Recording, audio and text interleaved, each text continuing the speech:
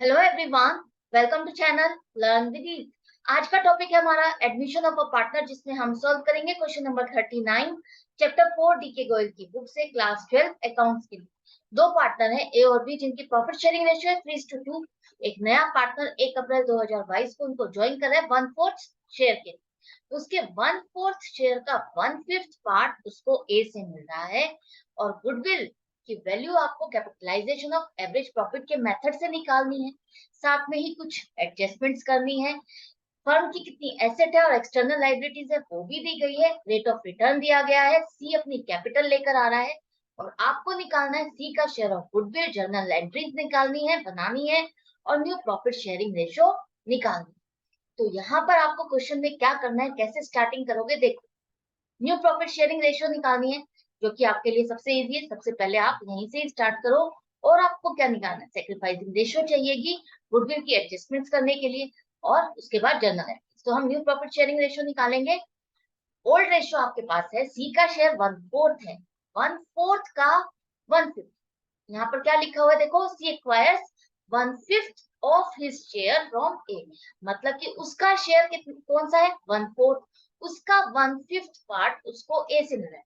तो 1/4 का 1/5 part A से मिल रहा है, तो ए कितना सेक्रीफाइस कर रहा है, 1/20 पार्ट वो अपना शेयर ऑफ प्रॉफिट सेक्रीफाइस कर रहा है, सरेंडर कर रहा है सी के। अब जब उसको ए से तो इतना मिल गया, लेकिन बाकी बचे हुए का क्या, ये तो 1/5 मिला है। बाकी कितना बच गया, बाकी बचा हुआ है 1/4 में से इसको माइनस कर दो जो उसको ए से मिल गया। तो बाकी कितना बचा हुआ है, 4/20। ये इसको किससे मिलेगा, दूसरे पार्टनर से मिलेगा। ऑब्वियस है, एक पार्टनर ने 1/5 दे दिया है, तो अगर बाकी भी उसका प्रॉफिट बन रहा है, बचा हुआ प्रॉफिट दूसरा पार्टनर ही अपना सरेंडर करेगा, तभी तो उसके पास जाएगा। तो बी ने कितना सेक्रीफाइस किया, 4/20 अपना शेयर ऑफ प्रॉफिट सेक्रीफाइस किया। अब देखो, आप चेक भी कर सकते हो, 1/20 उसको ए से मिला, 4/20 उसको बी से मिला। दोनों को टोटल करो तो 5/20, जिसको आप रिड्यूस करोगे तो आपके पास आ जाएगा 1/4। यही है शेयर ऑफ प्रॉफिट सी का। यहाँ तक क्लियर हो गया। अब आपको सेक्रीफाइसिंग रेशियो चाहिएगी गुडविल की एडजस्टमेंट्स के लिए। तो क्या आपने कैलकुलेट कर लिए, हाँ कैलकुलेट कर लिए। यहाँ देखो, ए और बी ने जितना सेक्रीफाइस किया है, अपना शेयर ऑफ प्रॉफिट सरेंडर किया है, उसी से आप उसको रेशियो में कन्वर्ट कर सकते हो। तो 1:4 आपकी सेक्रीफाइसिंग रेशियो आ गई है। अब आपको निकालनी है न्यू प्रॉफिट शेयरिंग रेशियो। उसके लिए आपको क्या करना होगा, ओल्ड शेयर ऑफ ए कितना है, वो है 3/5। उसमें से उसने कितना सेक्रीफाइस कर दिया, उसको आपको माइनस करना होगा। क्योंकि अब ये शेयर ऑफ प्रॉफिट उसके पास नहीं रहा, उसने सरेंडर कर दिया। इसका ये वाला पार्ट किसके पास चला गया है, सी के पास। तो ये माइनस करने के बाद नई फ्रैक्शन आ रही है, जिसके अकॉर्डिंग आगे चल करके ए को अपना शेयर ऑफ प्रॉफिट मिलेगा। इसी तरह से बी का देखो, 2/5 माइनस जितना उसने सेक्रीफाइस किया है, उसको माइनस करने के बाद उसके पास कितना बच रहा है, 4/20, जिसके अकॉर्डिंग उसको आगे चल करके प्रॉफिट मिलेगा। तो अब ये तीनों पार्टनर्स के आपके पास फ्रैक्शन में आ गया है, शेयर ऑफ प्रॉफिट रेशियो में कन्वर्ट करनी है। तो एलसीएम की हेल्प लो, क्योंकि डिनोमिनेटर सेम नहीं है, सेम करना है तो आपको एलसीएम निकालना होगा। अब आपके पास रेशियो हो गई है 11:4:5। आई होप यहाँ तक आपको क्लियर हो गया। अब हमने क्या क्या निकाल लिया है, न्यू रेशियो निकाल ली है, एक पार्ट आपका सॉल्व हो गया। अब आपको निकालना है सी का शेयर ऑफ गुडविल। उसके लिए आपको पूरे फर्म की गुडविल की वैल्यू निकालनी होगी। उसके लिए इन्होंने कौन सा मेथड लगाने के लिए कहा है, आपको कहा है कि average capitalisation of average profit method आपको अप्लाई करना है गुडविल कैलकुलेशन के लिए। 5 सालों के जो प्रॉफिट दिए गए हैं, वहां पर आपको कुछ एडजस्टमेंट्स करनी है।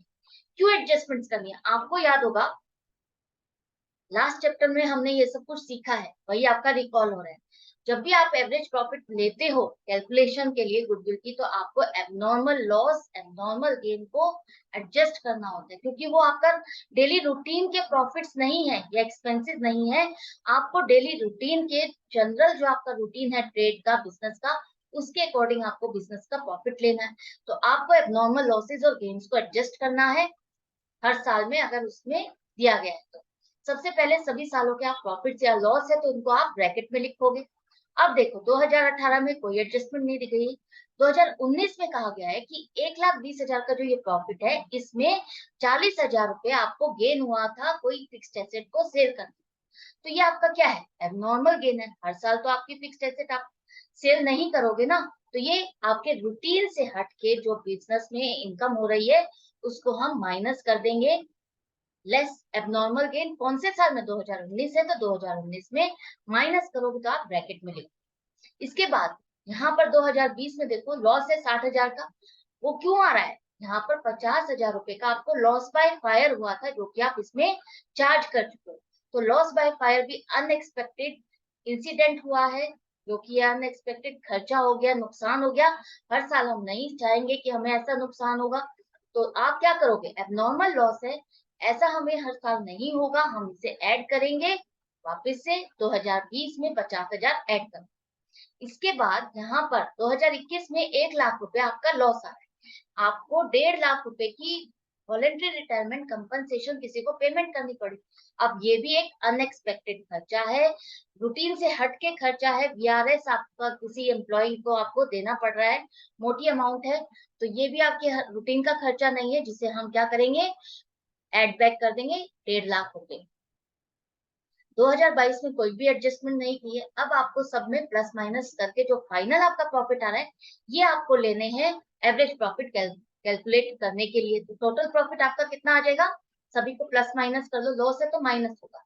तो 3,60,000 रुपए का आपका टोटल प्रॉफिट आ गए हैं 5 साल के। 5 साल के प्रॉफिट या लॉस को आप कंसिडर कर रहे हो एवरेज प्रॉफिट निकालने के लिए, तो आप 5 से ही डिवाइड करोगे, तो एवरेज प्रॉफिट कितना आ गया, 72,000। अब वो कह रहा है कैपिटलाइजेशन ऑफ एवरेज प्रॉफिट। इसका क्या मतलब है, इसका मतलब है ये 72,000 रुपए का आपको जो प्रॉफिट हो रहा है, अगर आपको देखना है कि आपने इसमें कितनी कैपिटल इन्वेस्ट की होगी कि आपको इतना प्रॉफिट हो।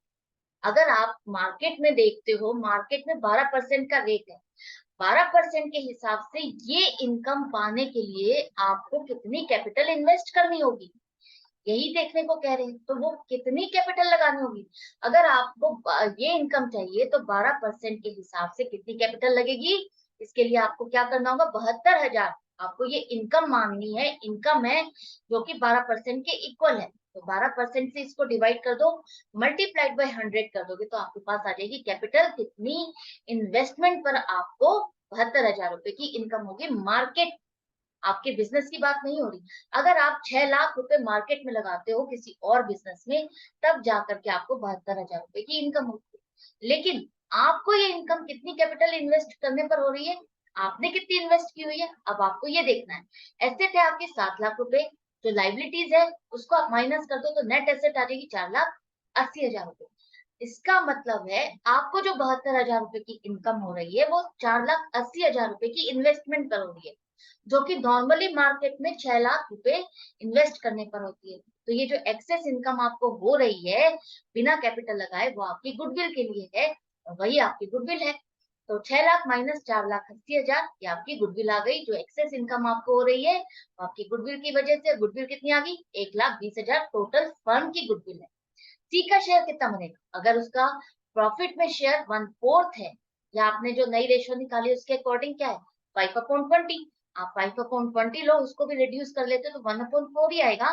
तो 1/4 शेयर ऑफ गुडविल भी उसका वही रहेगा, गुडविल में भी उसका शेयर कितना बनेगा, 1/4 बनेगा, जो कि आ जाएगा 30,000 रुपए। अब आपने निकाल लिया सेकेंड पार्ट भी, सी का शेयर ऑफ गुडविल। दो पार्ट हम सॉल्व कर चुके हैं इस क्वेश्चन में। अब एक पार्ट रह गया, जर्नल एंट्रीज आपको पास कर दो। इस तरह से देखिए,